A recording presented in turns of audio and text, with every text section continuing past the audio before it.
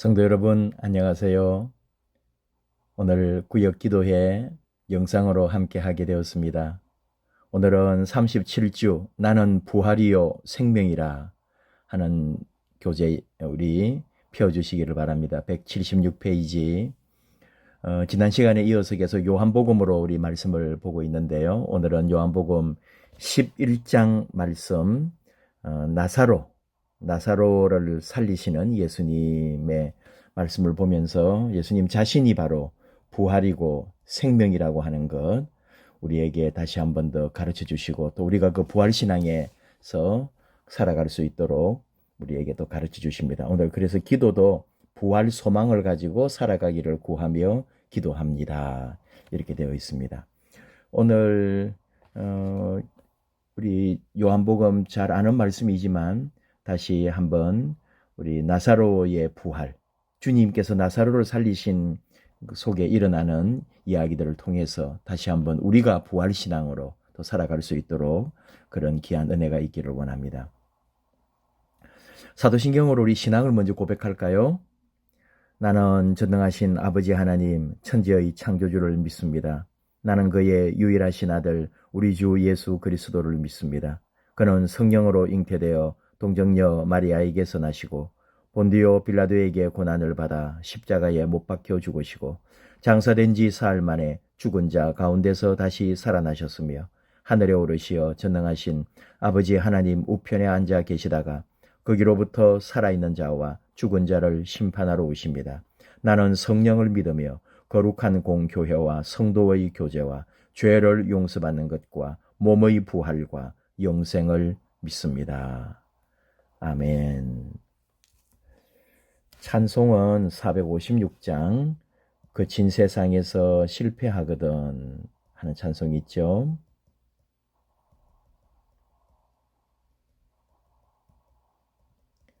우리 꼭 마칠 때에 꼭 찬송을 한번 하시고 그렇게 마무리해 주시면 좋겠습니다. 오늘도 내용이 길어서 우리 교재에는 아주 이렇게 부분만 이렇게 발췌를 해가지고 실어 놓았는데요.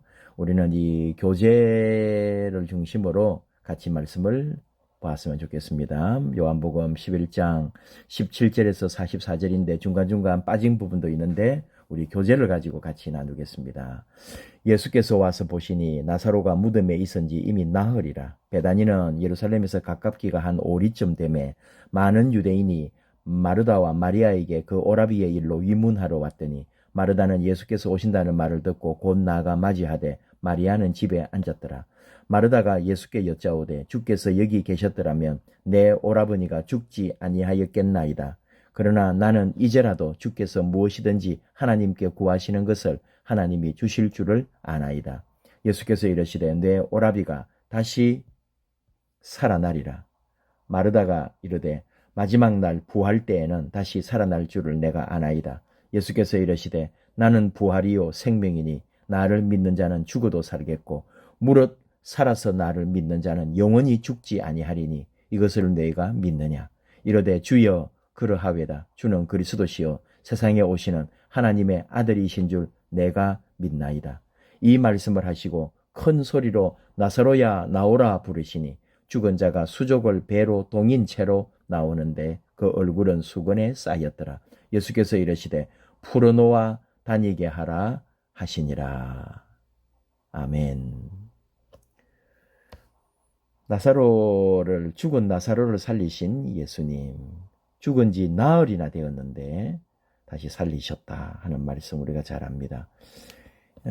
굳이 제목을 붙여본다면 생명의 수여자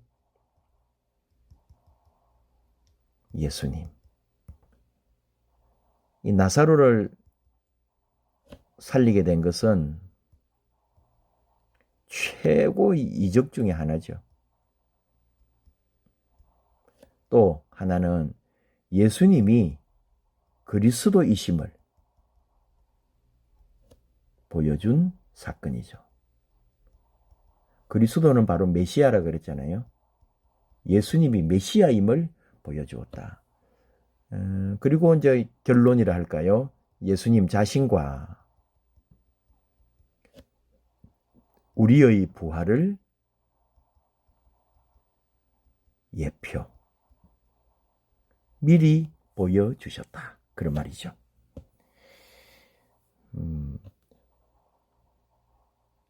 한번 우리 인도자 팁을 볼까요?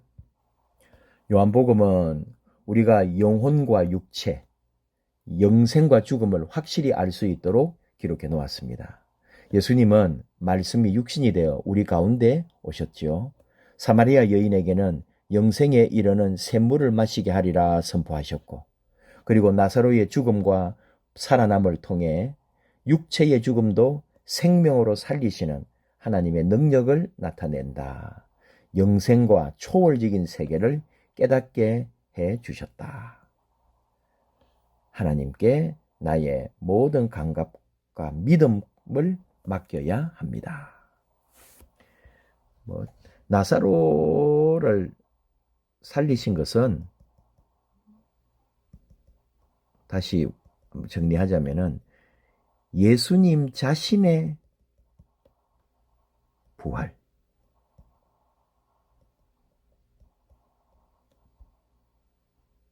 보여줌. 그리고 앞에 우리 25절과 26절에 나왔죠. 나는 부활이요 생명이다. 이것을 확인시켜 주셨어요. 결국 나중에 예수님께서 자신이 바로 부활이고 생명인 것을 분명하게 보여주셨던 거죠. 교재 한번 보겠습니다. 넘어갑니다. 예수님은 나사로가 병들었다는 소식을 듣고도 계시던 곳에서 이틀을 더 지내시다가 오셨죠. 그러다 보니까 나사로가 죽은 거예요. 그리고 죽은 지 벌써 나흘이나 지났고 장례도 다 이렇게 하고 있는 거죠. 이제 남은 순서야 있을 수도 있어요. 이렇게 향료를 이렇게 하는 그런 것들. 동네 사람들은 마르다와 마리아를 찾아와서 위로해 주었다. 슬퍼하는 무리들은 주님이 계셨더라면은 나사로가 죽지 않았을 텐데 하면서 아쉬운 마음을 표했고요. 그러나 예수님은 마르다에게 내 오라비가 다시 살아나리라 말씀하셨다는 거죠. 동네 사람들 19절에 많은 유대인이라 그랬거든요. 마리아에게 와가지고 위문했다고. 그러니까 이 집은 원래 아주 알려진 가문이었을 거다. 그 지역 일대에서 유명한 집안이었다. 우리가 충분히 짐작해요. 부모님 얘기는 안 나오잖아요. 그런데도 예수님이 꼭 이 집에 가서 머물거든요. 그만큼 어떤 여러 가지로 풍성했기 때문에 예수님도 이 집에 가서 이렇게 제자들과 함께 먹고 쉬기도 하고 안식도 하고 그런 게 있단 말이죠. 굉장히 부유한 집이었다고 보여집니다. 그리고 유명하고 그래서 사람들이 많이 와서 조문을 한 것으로 우리가 이제 볼 수가 있죠. 자, 교재는 오늘 우리에게 또 가르쳐 주려는 의미가 있습니다. 1번, 성도의 삶에도 고난과 환난은 계속됩니다. 베다니에 사는 세 남매는 예수님의 특별한 관심과 사랑을 받는 가정이었습니다. 그러나 감당하기 어려운 위기 앞에 무너짐을 경험합니다. 아브라함과 이삭, 야곱과 요셉에게도 어둡고 차가웠던 삶의 순간들이 있었습니다. 우리 역시 두려운 상황을 만나기도 합니다. 하지만 이 모든 상황에는 하나님의 영광을 나타내고 하나님의 자녀들에게 더 큰 은혜를 베푸시려는 하나님의 뜻이 담겨 있다. 우리가 처한 상황과 환경이 이해되지 않을 때도 있지만 하나님께서는 우리의 아픔이나 위기를 통하여서도 구원의 역사를 이루어 가십니다. 그런 얘기죠. 예수님이 사랑하고 예수님이 아끼고 항상 예수님하고 참 귀한 관계를 맺고 있는 가정인데도 죽음이라고 하는 말도 안 되는 이런 위기를 당하기도 하더라 하는 얘기를 지금 하는 거죠. 여러분 이게 지금은 33절에 그런 내용인데 33절이 예수께서 지금 33절 이제 얘기를 좀 하고 있는 건데요. 33절이 예수께서 그가 우는 것과 또 함께 온 유대인들이 우는 것을 보시고 심령에 비통이 여기시고 불쌍히 여기사 이렇게 되어 있습니다. 이 비통이라는 말이 분노예요. 왜 분노했느냐? 막 우는 게 막 그냥 막 슬퍼하고 울고 있으니까 그런 게 아니고요. 이렇게 어떤 고통과 아픔으로 끌고 들어가는 사단에 대한 분노예요.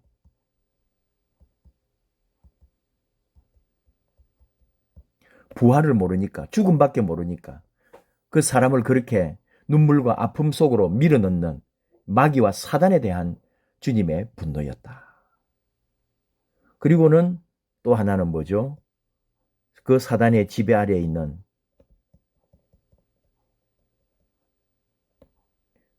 그래서 통곡하는 우리들을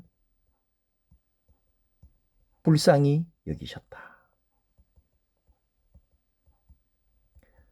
마귀와 사단에 대해서는 분노하시고 우리를 향하여는 불쌍히 여기셨다. 그러니까 결국은 뭐예요? 아무리 고난과 환난이 계속되지만 우리의 고난과 고통, 좌절 자리에서 떨지 말라. 떨지 마라. 주님이 함께 하신다. 그 얘기하는 거죠. 아무리 예수님 사랑을 받고 예수님 은혜 아래 있어도 그 집안에 일어나는 어떤 어려움이나 그런 게 있더라 이거예요. 그런데 그렇게 어렵게 해가지고 그 어려움이 문제가 아니라 우리로 하여금 낙심하게 하고 막 괴롭히고 눈물 나게 하고 좌절하게 하는 마귀와 사탄에 대하여 주님은 분노하셨어요. 우리도 그걸 알았으면 이제는 마귀와 사탄과 대적하는 거죠. 그리고 그 고난의 자리 주님이 다시 새롭게 일으켜 주실 것을 오늘 이 말씀을 통해 우리에게 가르쳐 주고 있습니다. 2번, 성도는 부활신앙으로 이 땅을 살아갑니다. 오늘 요절 말씀이죠. 예수께서 이르시되 나는 부활이요 생명이니 나를 믿는 자는 죽어도 살겠고 무릇 살아서 나를 믿는 자는 영원히 죽지 아니하리니. 이것을 네가 믿느냐? 죽은 나사로가 살아났듯이 우리도 이제 죽음이 끝이 아니라 부활하여 영원한 생명을 얻을 수 있음을 믿습니다. 불안과 두려움에 휩싸여 살아가는 인생이 아니라 소망과 기쁨과 감사로 살아가는 삶이 될 수 있습니다. 부활신앙을 소유함으로써 미래의 소망을 가슴에 품고 살 수 있기에 고난 가운데에 있어도 행복합니다. 예수님은 우리에게 영원한 생명을 주시기 위해 죽음에서 부활하셨습니다. 네가 믿느냐? 까지 말씀하신 거예요. 이것을 네가 믿느냐? 그러니까 마르다가 지금 대답하는 건데 마르다는 어떤 식이냐면은 전부 그러니까 지금 이 순간 요 순간보다 그 앞에 나사로가 죽어가지고 이제 슬퍼가지고 막 있을 때 예수님 계시면은 오라버니가 죽지 아니하였는데요 막 하면서 원망 아닌 그런 막 슬픔 속에 있을 때 주님이 막 이제 무엇이든지 하나님께 구하면은 하나님이 주실 줄을 아나이다 그래요. 아나이다. 앞에 신앙은 지금 뭐 해도 아나이다. 나도 압니다. 이런 거예요. 24절에도 그래. 여기 22절에도 아나이다. 24절에도 아나이다. 부활 때에 다시 살아날 줄을 내가 아나이다. 그런단 말이에요. 예. 근데 예수님이 원하시는 게 뭐예요? 네가 이것을 믿느냐 할 때는 아는 게 아니고 정말로 믿음으로 확신하는 믿음의 결단을 촉구하고 있죠.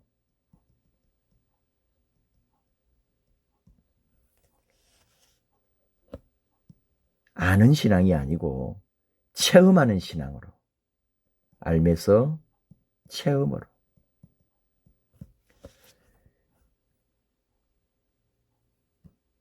27절도 주는 그리스도시요 하면서 세상에 오시는 하나님의 아들입니다.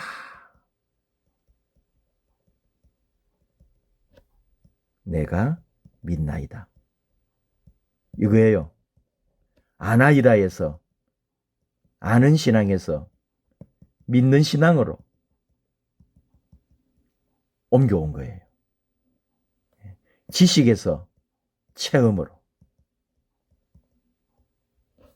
이론이 아니고 실제. 이게 중요한 거 아니에요?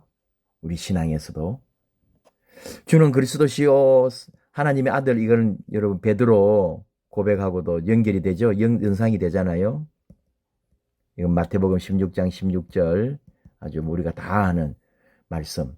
그러니까 결국은 요게 베드로 고백과 함께 우리 초기 그리스도인들의 신앙 고백, 전형적 모본이었다 라고 말합니다.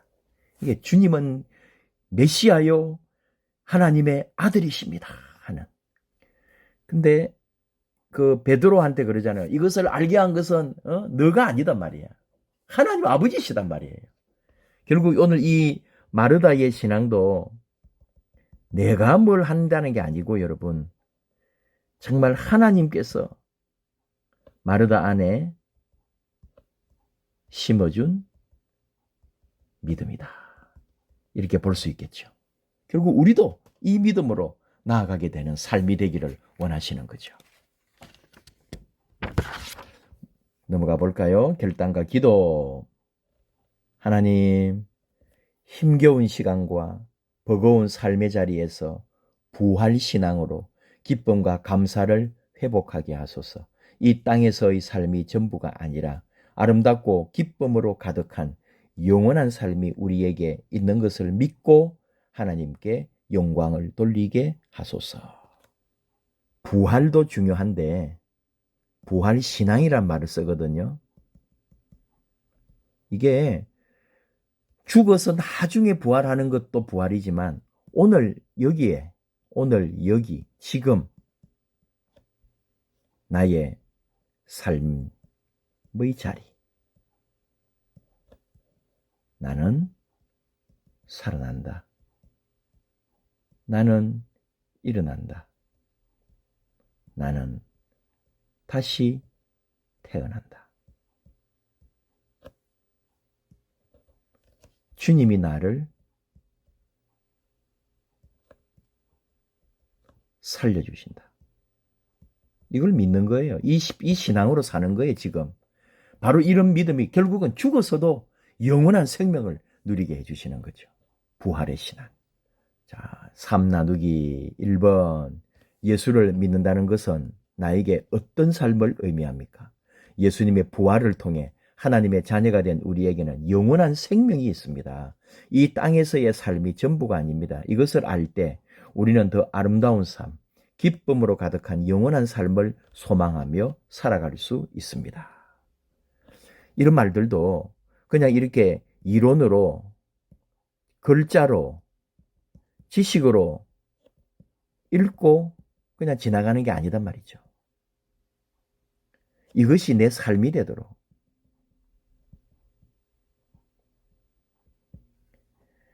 이 땅에서의 삶이 전부가 아니다. 그러니까 영원한 나라에 가서 그럼 더 잘 살자. 그런 차원이 아니에요. 이 땅에서 힘들고 어려운 이 땅에서 나의 자리. 이곳이 부활의 자리가 되도록 그런 신앙으로 우리가 살아가는 거죠. 예수를 믿는다는 것은 우리는 무엇을 바라보며 살고 있습니까? 무엇을 바라보며? 성도는 눈에 보이는 세상만을 위해서 사는 사람들이 아닙니다. 우리는 주님께서 약속해 주신 보이지 않는 영원을 따라 사는 사람들입니다. 부활신앙은 하나님의 나라를 바라보게 합니다. 부활이 전제되지 않은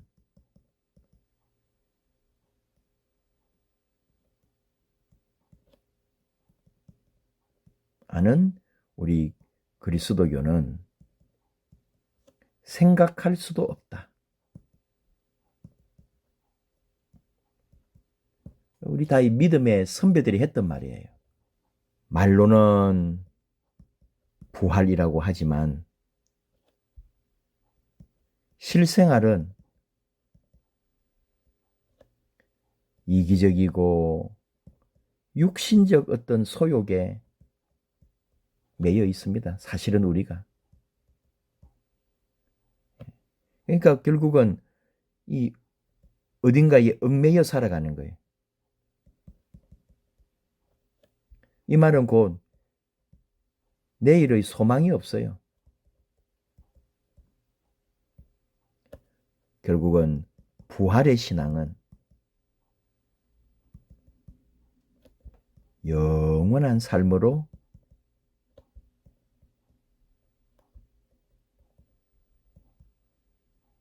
이어져 있다. 참 어려운 얘기입니다. 예수님이 여러분 영원하십니다. 영원한 현재 이런 말 들어보셨죠? 영원한 지금. 우리는 지금도 영원을 살고 있고 영원한 부활의 은혜를 입게 될 것이고 살아서나 죽어서나 영원한 예수 그리스도와 함께하는 이미 부활을 체험하고 누리고 사는 사람들이다. 우리는 보이지 않는 더 큰 하나님의 세계, 하나님 나라, 영원한 생명, 죽어도 살겠고 살아서 믿는 자는 영원히 죽지 않는다는 이 부활신앙으로 우리가 다시 무장하고 이 믿음으로 우리 주의 길에 동력하는 아름다운 하나님의 종들, 하나님의 자녀들, 예수 안에 한 형제자매 되기를 원합니다. 기도하겠습니다. 하나님 아버지, 주님께서 나사로를 살리시는 부활의 역사를 통하여 우리는 우리의 부활을 꿈을 꾸고 소망합니다.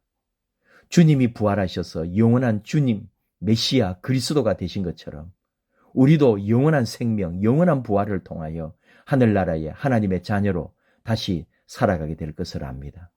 그리고 이 땅에서도 영생의 기쁨과 영원한 생명에 대한 소망과 그리고 우리 주님이 영원히 우리 가운데 살아계신 것처럼 우리도 이 땅에 육신을 가지고 있는 이 땅에서도 생명과 부활과 영생의 기쁨으로 살아갈 수 있도록 인도하여 주시옵소서. 예수님 이름으로 기도하옵나이다. 아멘.